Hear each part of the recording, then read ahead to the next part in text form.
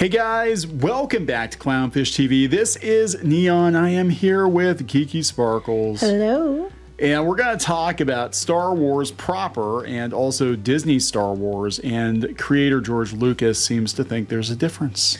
Yes. Again. That's how it sounds. That's how it sounds. This is the third or fourth time I can remember since George Lucas sold Star Wars to Disney that he has made comments to the effect that Disney doesn't understand Star Wars. They're taking it in a direction that he would not have taken it in, but he also admits he sold it. So when you sell it, he says it's his, it's theirs now, and he does talk about other things. He talked about the history of how he got to keep the merchandising rights and other things. So this interview has other things in it of interest, but we're gonna probably focus on the his comments about the Force and Disney. Yeah, forcing their will. Forcing their will, because there is talk that Disney is going to change the nature of the Force. They've already rewritten a bunch of rules in their Disney Plus shows or whatever, and the sequels, and now they're going to change it even further. Pray they don't alter it anymore. Pray they don't alter the deal. Before we get into it any further, please subscribe for more pop culture news, views, and rants. Guys, get woohoo if you do. Woohoo! If you missed out on Shadowbinders 1, 2, and 3, as well as previously on Clownfish TV, you can go out to Indiegogo. People asked us to put it up on Indiegogos, especially international backers. Go out to Indiegogo and you can get in on this before we publish Shadowbinders 3. And we're also doing a reprint drive for Shadowbinders Volume 1 and Volume 2. Graphic novels. We do graphic novels. There's only a few of the previous ones. There's only a couple hundred. Couple hundred left. That's it. Yeah, I did not expect to go through as many as we did, but we did. So thank you very much. Yeah, if you want to grab a copy now. Go out to Indiegogo. Link in the description, pinned to the comments. Here we go. Enough about us. Let's talk about George Lucas. And look, I mean, I don't know what else to say here.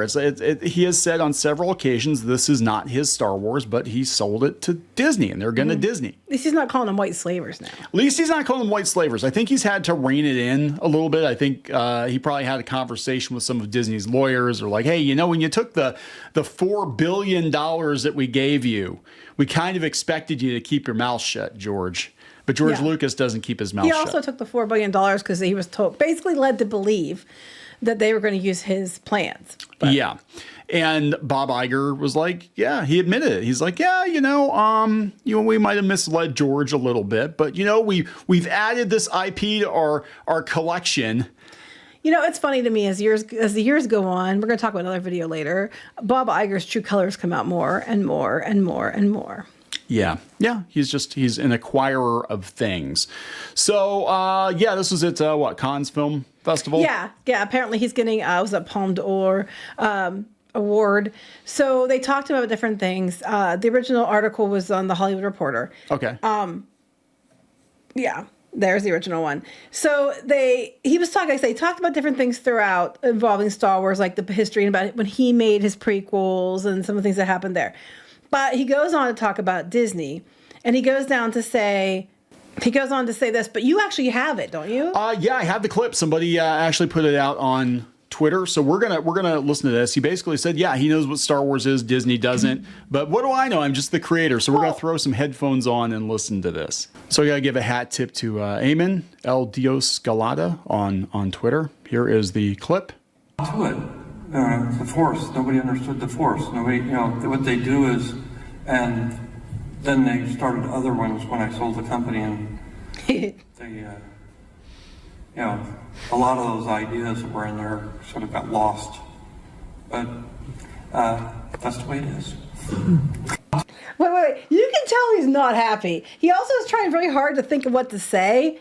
Like you could tell he's like, how do I word this? Yeah, that look on his face says everything. Yeah, they don't understand the Force. So a lot of the things we set up with the originals, they kind of just lost. But it's theirs. It is what it is. That's pretty much it. And I have to wonder if his wife, who I think she's some bigwig at Starbucks or something, but at least she was at one point. Or she was, yeah. She probably is like, okay. So just to back it up a little bit, it was a couple of years ago.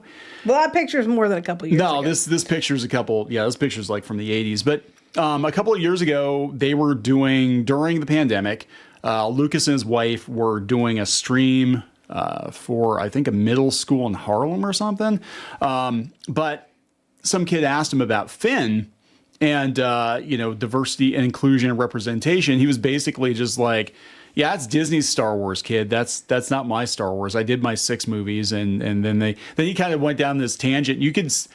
They took She's the video. looking at him like, stop talking. Shut up, George. So apparently it's a hot button topic with him that you don't bring up. Yeah. So this was it was an elementary school. Yeah. About 42 minutes into this live stream, the kid said, the world has changed so much. They took the video down, by the way, probably because they didn't want to put these kids in the They took it down real fast. The world's changed so much since the first Star Wars movie. How do you think the change in the fight for racial justice will impact Star Wars going forward? And he said, I don't know. I mean, I've kind of lost control of Star Wars.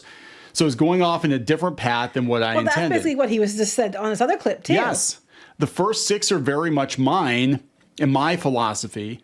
And I think that philosophy sort of goes beyond any particular time because it's based on history, it's based on philosophy, it's based on a lot of things. And, the first 3 basically tell you how democracy turns into a dictatorship and you end up with a tyrant, the emperor. It's very important now where we are in our history. And, and they talk about diversity and inclusion. He's like, yeah, we always had all kinds of robots and aliens and of different stuff like colors that. and shapes and everything else. Yeah, there was no real discrimination. How come Lando was the only black man in Star Wars? Well, you can't say anything.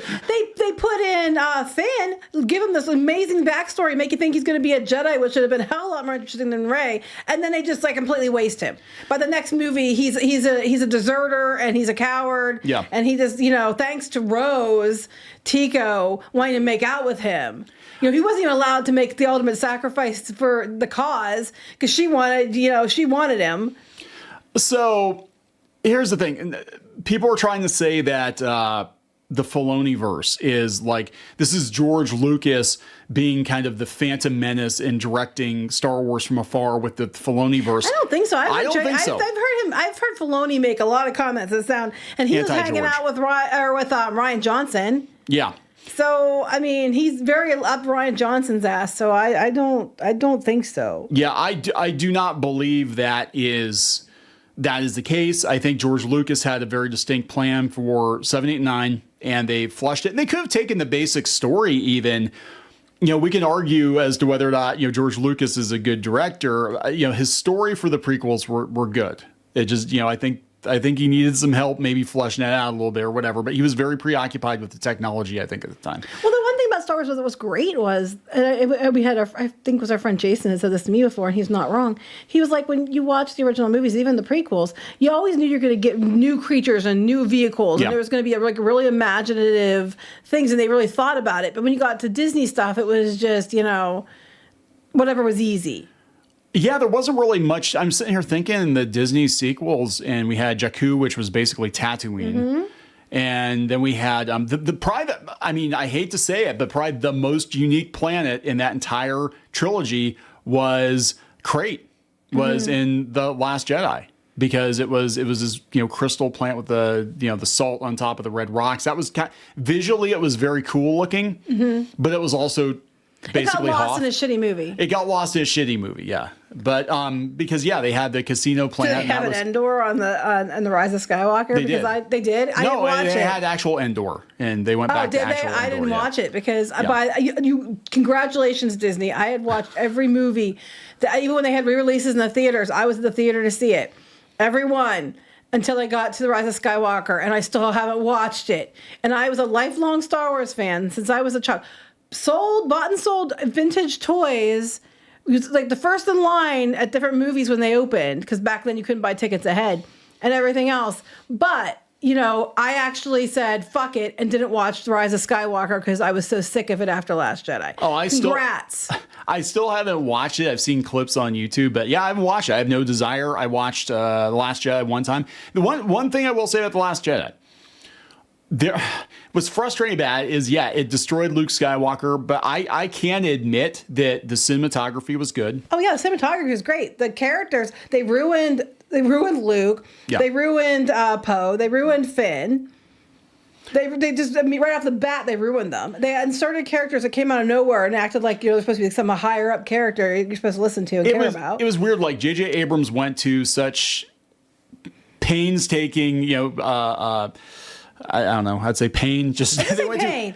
Dude had had one job. Luke, and Leia together, and he fucked it up. So no, J.J. Abrams can sit and spin too. They went to great lengths to make sure that the Force Awakens would hit all the right notes with old school Star Wars. It was a New Hope all over again. It was, but they were a were little bit of Empire. But they were even using practical effects, and they were basically trying to figure out what the old fans want, because they didn't like the prequels, right? A lot of people didn't like the prequels. So they did that, and then The Last Jedi basically deconstructed that movie immediately, and it actually relied heavily on CGI. And it was bizarre. And then we had okay, we're going to do Yoda as a puppet again, but he looks like a Cabbage Patch Kid. I'm like, what the hell? But now he can suddenly destroy everything and force lightning, burn everything down. I mean, that's freaking. I was just the whole thing is just a train wreck. But congratulations, you made me not ever want to watch any more Star Wars again. And I used to read all the books, everything. But now they're all double, tripling, quadrupling down this Acolyte bullshit. Yeah. So this. This is interesting because they said that the Acolyte is going to basically rewrite the rules of the Force, and George Lucas is already making comments to the effect that they didn't understand in the first place. And if they go rewrite this, he's basically George Lucas is getting as close to saying Disney Star Wars is not canon as he probably can legally. You can tell he was trying to think of the words, but he looked really annoyed. It's not mine and I sold it. But if you would take George Lucas off his leash and you say, George, imagine there's no disparagement clause, there's no NDA, whatever. What do you honestly think? He probably, and I'm sure he's confided in his friends and stuff, he probably would say this shit's not Star Wars. It's not my Star Wars. If he liked it as much as they try to spin it, he wouldn't be. You can tell he's immediately I don't want to say triggered, but he immediately wants to make comments and he knows he can't. So you can see there's a restraint. That look on his face. That look on his face. This is a man who is biting his tongue, and George Lucas is not used to biting his tongue. But even when you've got Dave Filoni out there, now I do think he gets along fine with Dave Filoni because he worked with him for years. But Dave Filoni's out there trying to say that he's basically he's the chosen one that George Lucas passed the baton to. But if you listen to what he's saying, that's not what he's saying. He's saying Disney fundamentally does not understand Star Wars. Which would imply he doesn't either. That means all of it. That means the Disney Plus shows too. They don't get it. Back to the Acolyte. Yeah, they're hinting they're going to undo the Force and redo it in a different way and explain it from a different perspective and all that other stuff. However, they're going back basically to the books, in my opinion, because spoiler, if you don't want to hear spoilers, the rumor is, which I heard this for a while, so it shouldn't be surprising to anyone, that the villains is twins. Yeah. It's a twin to one of the other characters. And it's like a Jason and Jaina thing all over again. Or they have one kid that's Anakin too. I don't know. Yeah. But one of their kids went bad. I can't remember. It's been years since I've read those books. But yeah, one of the kids was good and one of the kids was bad. They're doing that, apparently. That's what the rumor is.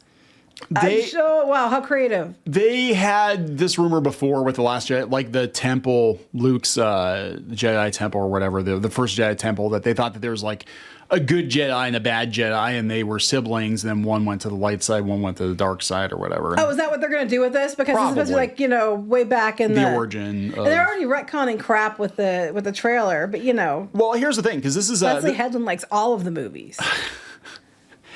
This is High Republic era, and the High Republic era has been a massive failure, and there are rumors that this is the last remnants of the High Republic that might get swept away if it's not a big hit. And we were already seeing they did the kids show. I don't even remember what it was called, the cartoon with the young Jedi during the High Republic. Yeah, it was Young Jedi Adventures or something like that. Something like that. It was like Yoda, and they had a blue Ewok or something, and it's Yoda and Bluey. Yoda and Bluey. Those. Oh my God, that would be a show. Yoda and Bluey. I would watch that. Yoda and Bluey.